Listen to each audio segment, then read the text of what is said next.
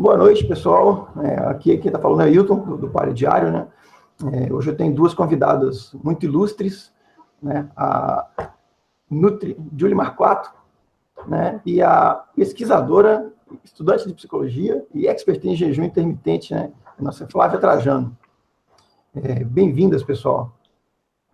Muito obrigada. Obrigada. Então, olha só, como a gente já tinha comentado antes, né, esse convite que eu fiz para vocês foi a respeito desse autoexperimento que eu estou fazendo agora. Né? Eu já venho experimentando com o jejum intermitente tem alguns anos, né, e esse ano, mais ou menos uns 2 meses atrás, eu me animei de fazer um jejum de 5 dias, né, 120 horas. Eu já tinha tentado fazer no ano passado, né, eu não consegui, eu acabei cedendo à fome e comi um pouco, bastante, na verdade. E dessa vez eu decidi fazer um jejum um protocolo um pouco diferente, né? O meu plano é ficar 1 mês com o protocolo 120 por 48, né? Ou seja, eu vou me alimentar 2 dias por semana e vou ficar os outros 5 dias da semana em jejum. Comecei nessa semana, então a minha última refeição foi no domingo à noite. Né? O plano que eu estou desenhando é exatamente ter esse acompanhamento de vocês, né, como experts no assunto, e vou fazer algumas automedições, né, glicemia, peso, né, eu estou em busca ainda de fitas para avaliar cetonas, né, ainda não consegui encontrar aqui em Belo Horizonte, infelizmente, acho que eu vou ter que ir a uma casa de produtos para diabéticos. Mas, bem, vamos direto ao ponto. Como eu disse, né, minha última refeição foi no domingo à noite, e ontem e hoje, né, estou sem aporte calórico nenhum, né, sem comer nada, então já completei aí 48 horas em jejum. O que eu tenho a reportar, né, desse início, estou bastante tranquilo, até porque jejuns de 24, 48 horas eu já estou razoavelmente habituado a fazer. Né, sinto um pouco de desconforto, né, não tem jeito, a fome existe, mas como quem pratica low carb e já está um pouco mais habituado com o jejum, como a gente já sabe, a fome muda, né, não é mais aquela fome que dói, não é aquela fome que te deixa desesperado com dor de cabeça. É bem verdade que assim, eu fiz aí um pouco de reposição com sódio. Hoje, né, ontem e hoje eu comi umas pedrinhas de sal, né, eu senti um leve desconforto, uma dorzinha de fundo de olho, mas nada que o bastante água e as pitadinhas de sal não resolvessem. Não senti fraqueza de maneira alguma, né, eu trabalhei normalmente, levei criança em colégio, busquei. Eu posso dizer que o meu único desconforto foi porque hoje era meu dia de ir para a cozinha e eu tive que cozinhar um monte de carne e sentir aquele cheirinho bom e não poder comer, né? Foi chato, mas totalmente suportável. E, bem, agora à noite, eu fiz a minha primeira medição de glicemia, a minha glicemia deu 111, né? Então, de primeira eu olhei e falei, pô, mas está muito alto, né, para um jejum que já está durando 48 horas. E aí eu me lembrei que, assim, sempre que eu faço dieta cetogênica, né, algumas vezes por ano aí, eu me mantenho em cetose por um tempo, geralmente os meus jejuns de 16, 12 horas, eu já fiz exames de glicemia em jejum nesses períodos, e o meu jejum batia 105, 100, 99, e fazendo o exame pós-prandial, né, logo depois do desjejum, ele cai, ele despenca, na verdade, né, 70, 80. Então, bem, eu já estava habituado com a glicemia em jejum, um jejum curto, ser um pouco mais alta, né? A gente sabe que isso é fisiológico. O que eu não estava mesmo esperando é que a glicemia num jejum de 48 horas, né, tivesse nesse patamar, né, de 111. Então, eu queria ouvir um pouquinho, a opinião de vocês, como profundas entendedoras do assunto. Eu acredito que isso vai acontecer mesmo como um mecanismo compensatório do teu organismo, porque você não está tendo nenhuma ingestão calórica. Então, o teu fígado vai cuidar de fazer o papel dele nesse processo, que, para nossa sorte, independente de não comer nada de carboidrato, independente de não comer nenhum nutriente, né? Além da questão de utilização das moléculas de gordura, né? Porque você vai estar detonando com elas, também tem a questão da produção de glicose. O fígado tem total capacidade de produzir. Como ele produz uma média de 200 gramas de glicose, talvez tenha sido um mecanismo compensatório. O que eu queria saber, Hilton, é se isso foi logo depois de você fazer a sua comida. Fazer a comida para o pessoal ali que você não comeu, para sua família. Na verdade, eu fiz a comida hoje na hora do almoço, né? Eu comecei a cozinhar por volta do meio-dia, né? Eu fiz esse exame, já devia ser umas, sei lá, 4, 5 horas da tarde. Você acha que pode ter relação nisso? Tipo, a visão da comida e o desejo, a fome, talvez? Pode. Talvez tenha gerado um mecanismo, porque assim, quando a gente faz o jejum, o caminho do organismo realmente, ele é tão bom porque vai diminuir muito os níveis de insulina. Low carb, cetogênica, é muito eficiente para diminuir níveis de insulina, mas nada é tão eficiente quanto o jejum. Só que talvez tenha causado uma leve resistência à própria para que você não utilizasse essa glicose, já que você não comeu nada. Né? Talvez o organismo estava esperando.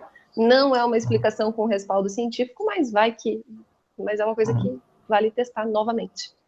Assim, uma coisa que eu percebi foi que de ontem para hoje o meu peso ele baixou literalmente 1,6, 1,7 quilos. Né? É óbvio que isso tudo não foi gordura. É impossível perder tanta gordura de um dia para o outro. Né? Uma boa parte disso aí foi água, a maior parte. Né? Mas ainda assim, né, como você mesmo falou, né, o processo de gliconeogênese no fígado, e meu fígado está suprindo a glicose para as minhas células. Eu acredito, como eu não fiz exame ainda, não tem como saber. Eu acredito que eu ainda não estou em cetose profunda. Eu acho que não deu tempo de consumir o glicogênio muscular e hepático que eu tinha em estoque.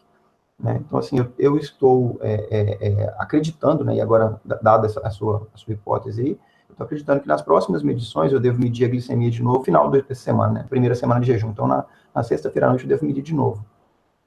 Eu acho que já deve ter caído bastante, porque já não... os estoques de glicogênio para serem jogados na circulação, né, já vão estar depletados, né? Sim. E possivelmente eu já vou estar com a cetose mais instalada e eu mesmo precisando de menos glicose, deixa o fígado trabalhar menos, vamos dizer assim, né? Produzir menos glicose. Sim.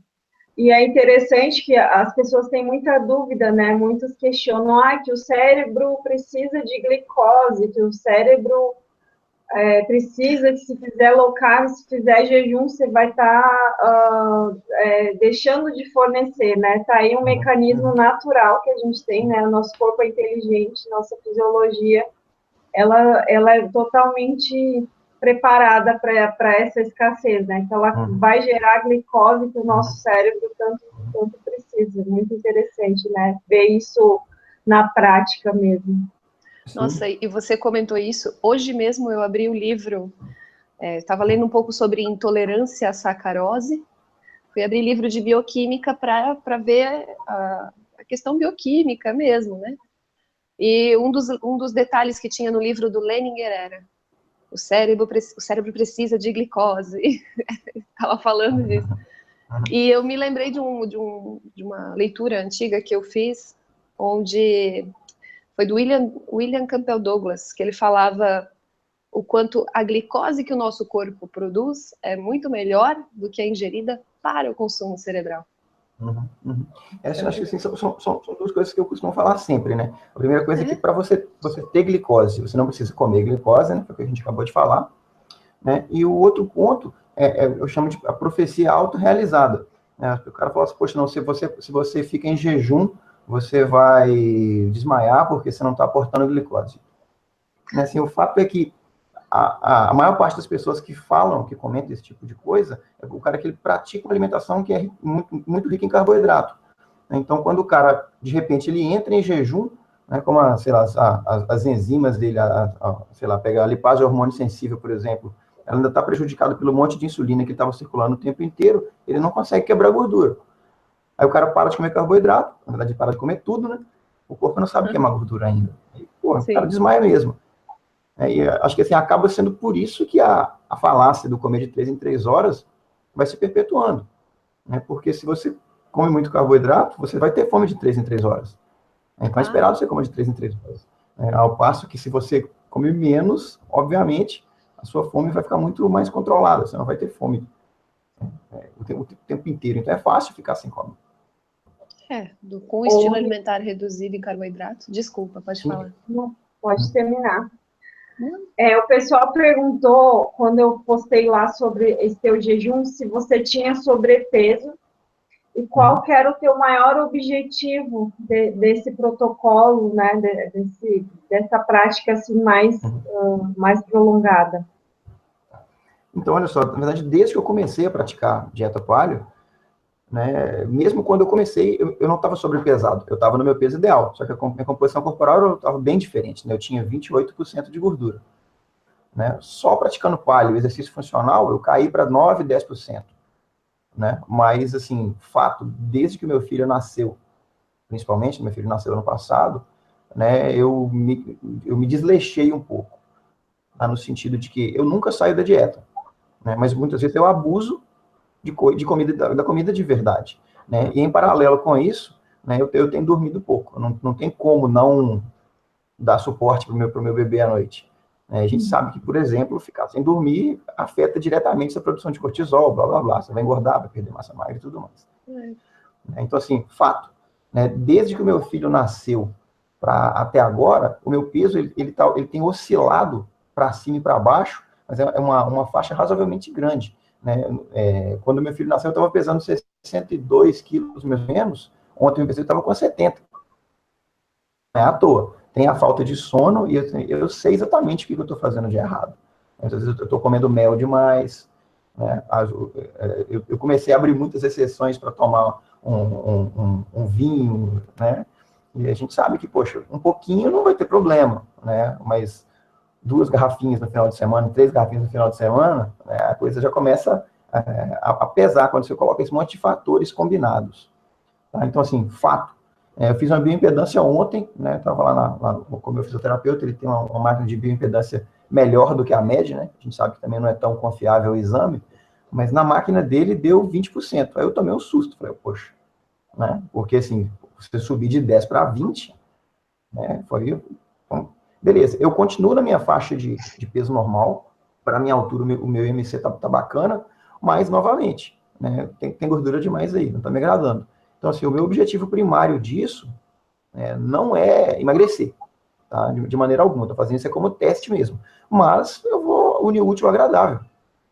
Né? Eu vou aproveitar agora eu estou chamando é um reboot, né? É um reboot que eu estou fazendo os meus próprios hábitos e dar um passo atrás. Poxa, eu estava comendo um monte de fruta todo dia, comendo mel todo dia, né? E bacana, comida de verdade, mas só relembrando, né? O seu corpo não quer saber se o carboidrato veio do pacote de açúcar ou se ele veio da maçãzinha que você comeu. Se você comer maçãs o suficiente para equiparar um monte de açúcar, você pode vir a ter problemas também. Né? No meu caso ainda, como eu estava comendo mel, que é açúcar concentrado do mesmo jeito, né, eu paguei o preço. Agora eu vou me reeducar.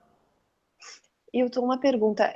Quando você fez a sua mensuração, que você foi a 8, 9% de gordura corporal, foi no mesmo tipo de aparelho, de bioimpedância? Não foi. Quando eu fiz, eu tava com adipômetro, né, profissional de educação física, me avaliou por dobras mesmo, que é bem mais confiável. É bem mais confiável, isso que eu ia pontuar. Porque a bioimpedância, ela tem um grau de erro maior, além do mais que ela considera o quê? Ela faz ela não considera o protocolo só POLOC, que é o protocolo utilizado para dobras. Ela faz um cálculo também de redução.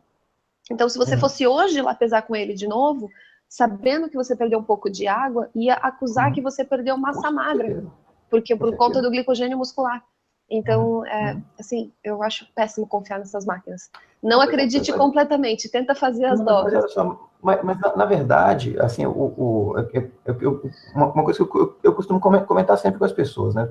Se você tem uma balança digital em casa, a balança digital, ela por si não é confiável. As balancinhas que a gente compra no supermercado.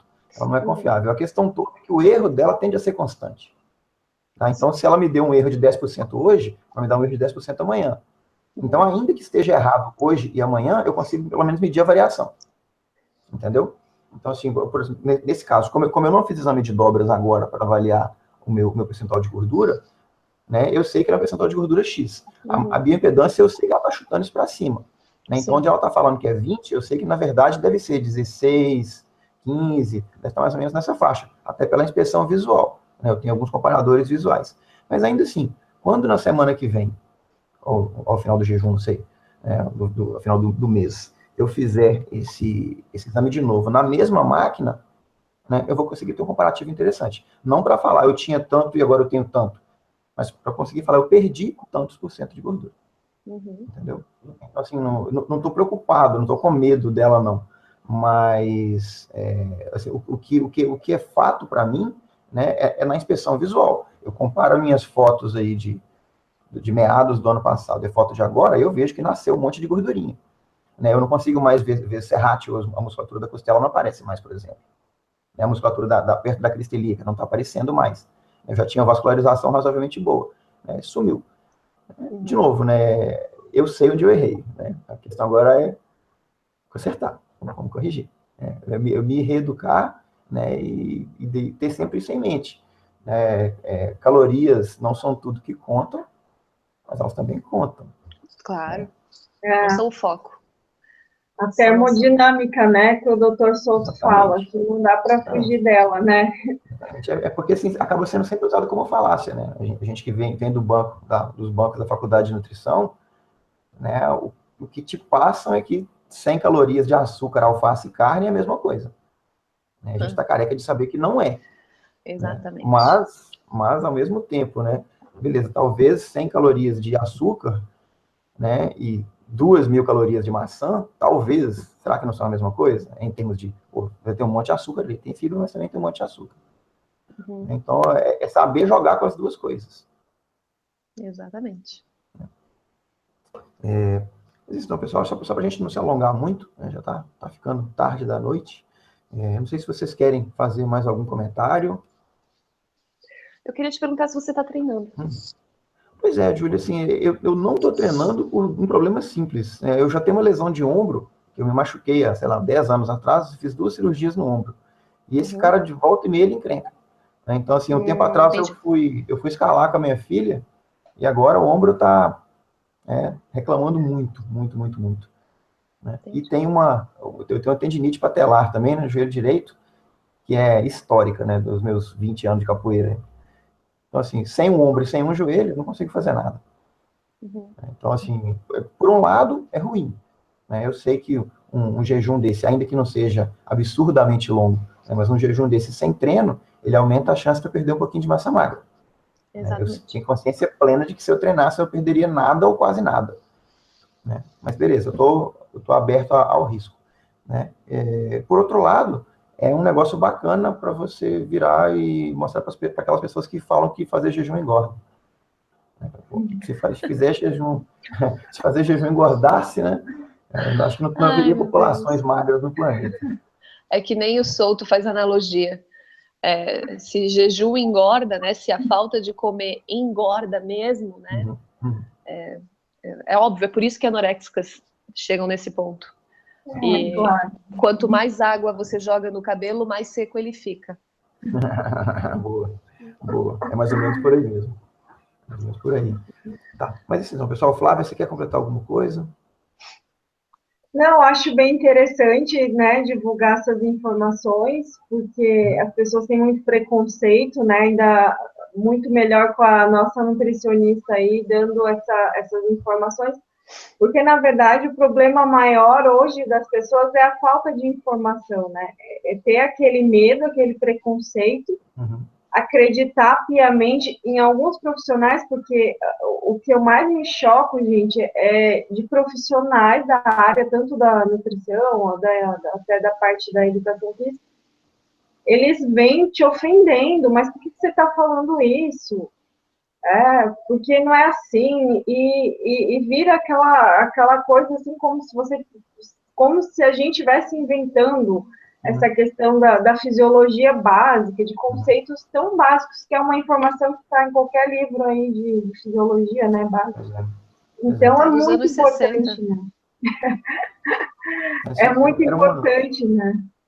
Era uma frase que eu gostava muito de repetir em sala de aula, né, lá no curso de nutrição, o que eu e você achamos ou deixamos de achar é irrelevante. Você pode achar o que você quiser, a questão toda é o que você consegue evidenciar. Então, sempre que vem o chato falar, você está fazendo isso aí, você é louco, você está comendo esse monte de gordura, você não está comendo nada, blá, blá, blá, e fala, cara, eu tenho meu embasamento, né? Eu consigo te mostrar um monte de artigos, né, que embasam o que eu digo. Se você não puder me mostrar os seus artigos, eu vou tomar o que você está falando como simplesmente falácias. Né? Se você me apresentar os seus artigos, beleza, eu vou ler, e se eles me convencerem, se a evidência for forte, eu vou ter certeza que eu vou mudar de opinião na hora. Né? Porque acredito que o nosso papel enquanto pessoas de ciência, né, da área de saúde, e assim, eu tenho uma formação em área exata também, o cientista ele tem obrigação de mudar de opinião quando ele acha uma evidência que é sólida e que contradiz o que ele acredita. Né? Porque o que ele acredita não vale nada, o que vale é a evidência. Exatamente. E até é bem importante a gente, considero, ressaltar que você, Hilton, você tem muita informação, você é um cara que estudou pra caramba, estuda direto o assunto, você tem um grande entendimento da área. Para algumas pessoas que realmente não entendem do assunto, vale realmente estudar, observar aqui o que o Hilton está fazendo, né, ver como que é o andamento disso, tirar todas as dúvidas, e se não tiver nenhum problema como diabetes tipo 2 ou tipo 1, né, pela utilização de medicamento e insulina, que são as únicas questões que talvez precisariam de um acompanhamento realmente profissional, ou que utilizem algum outro medicamento faixa preta, enfim. Tirando isso, gente, respeitar o que o corpo pede, o instinto natural do organismo não é um problema, não é uma coisa inventada. Sim.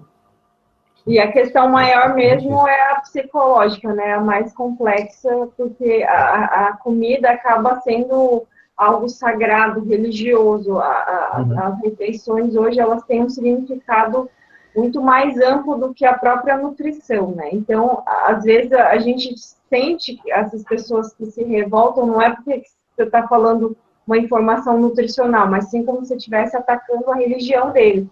Porque ficar sem comer uma refeição... Nutriligião. Nutricionismo, nutriligião. Nutriligião. Exatamente. Mas eu acho que assim, as coisas elas estão mudando, elas tendem a mudar. Hoje eu vi na banca de revista, uma revista dessas, tipo, Emagreça Rápido, né? Que, sei lá, há poucos anos atrás, ela estaria dando paulada em dieta paleo e similares, trazendo como implementar Whole30, né, na capa da revista. Eu vou até postar essa foto no blog depois. Assim, os tempos estão mudando. A verdade é essa, né? Os tempos estão mudando. Ainda bem que eles estão mudando. Eu ainda acho que ainda vai demorar muito tempo para ficar ruim, né? Mas já está menos pior. A gente está saindo do buraco nutricional. Estão saindo do buraco nutricional agora. Então, dá tempo. Ainda dá para ajudar muita gente. Não. Belezinha? Pessoal, então, deixa eu agradecer a vocês. Muito obrigado pela presença.